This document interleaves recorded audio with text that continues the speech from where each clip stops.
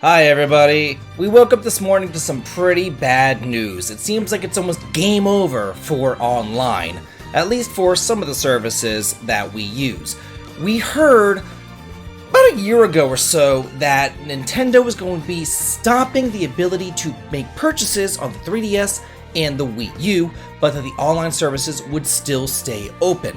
But now, they're getting closed.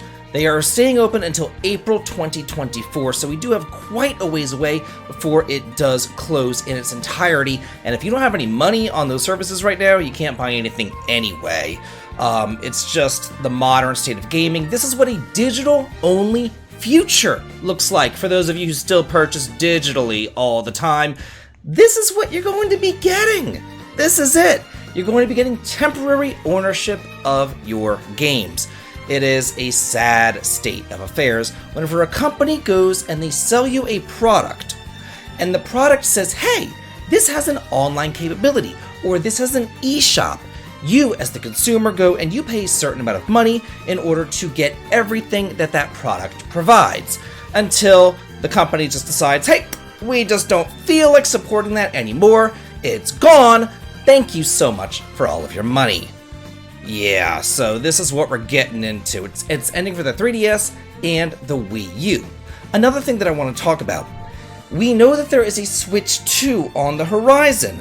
We don't know when that's going to be coming out, but it kind of makes sense to me that, hey, if they're going to be ending Wii U but keeping Switch alive, then probably going to be putting out the Switch 2 around the same time they're going to be ending the services for the Wii U, so that they're only really supporting two consoles at once. So if I was going to make an educated guess as to when the Switch 2 would be coming out, I would say probably sometime around next April. That just makes sense to me. So, like I said, everything including online cooperative play, internet rankings, data distribution will all be closed on these systems, except one thing will remain open, and that is Pokemon Bank. But that might close in the future too. Who knows how long that's going to be. So if you use Pokemon Bank or you want to transfer your Pokemon over, do it now. You know, better safe than sorry, I've got to say, as far as this is concerned. There is a full announcement here. I'm not going to go through and read the entire announcement, but basically, I've covered everything that I feel is pertinent. Any kind of street pass, anything else like that, is going to be available even after online services end, because that is a local service.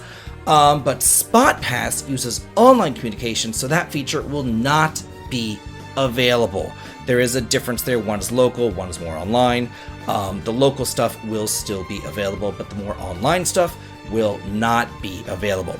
So this is the online announcement for Nintendo, but there's another online, not really announcement, but upcoming announcement for Xbox. There will be a price hike for Xbox Game Pass. This has been confirmed by Phil Spencer, the CEO himself. This is not a rumor.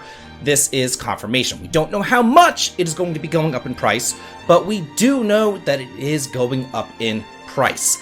We also know that PlayStation, that Sony raised their prices for their online services. And do you remember how Xbox reacted to that? They were like, oh no, we couldn't possibly do that to our consumers. We're so pro-consumer. We would never raise our prices. Please come over and buy our systems because we care about you so much. We would never screw you over like that in the middle of a recession. Yeah, here they are, raising their prices too. They see the almighty dollar and they want in on those goods as well. Gosh, this is absolutely ridiculous. Here is his quote. It says, after confirming that the Xbox Game Pass is doing incredibly well in terms of revenue and concurrent users, so they're already making plenty of money. They're making money hand over fist on this thing, but that's not enough.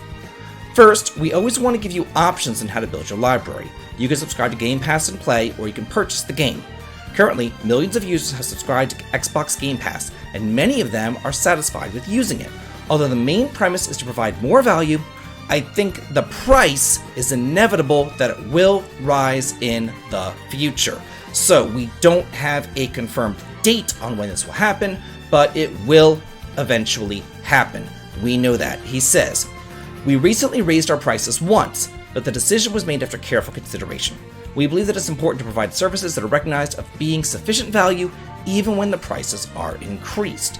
So, unlike Sony didn't really add anything to their online services to justify the price increases. They pretty much were just like, nah, we just want some more money. Here you go. Price increases. You know, it's just like all these subscription services raising the prices. I think that Netflix actually just went up in price as well. It's like everything's just going up. It's ridiculous.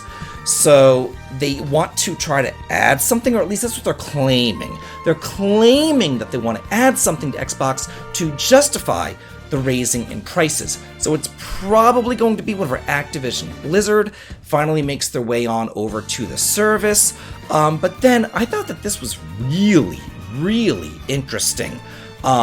This last piece right here of the article, it says, Xbox currently has a lot riding on the success of the Xbox Game Pass, with Phil Spencer even saying that if the subscribers on the PC aren't where they need to be in 2028, that could result in Microsoft leaving the gaming business entirely. Wow. So, like, Game Pass is where it is for them. The future of Xbox is not physical ownership. The future of Xbox is not in collecting, is not in you as the consumer owning these actual games, these tangible games. The future of Xbox and their business model is 100% digital Game Pass. That is what they're riding on. That is what they're making all of their decisions on. Whether they're even going to stay in the market or not, or depends entirely upon digital. It depends entirely on subscription, depends entirely on online. That sucks. Like, this is the modern state of gaming that we are in right now. And personally, I am not a fan of it at all. So yeah, we woke up to some pretty bad news today, and I'm just here reporting it to y'all. But I would like to know, what do you guys think about this? What are your takes on this? Let me know in the comments, and as always, have a good day.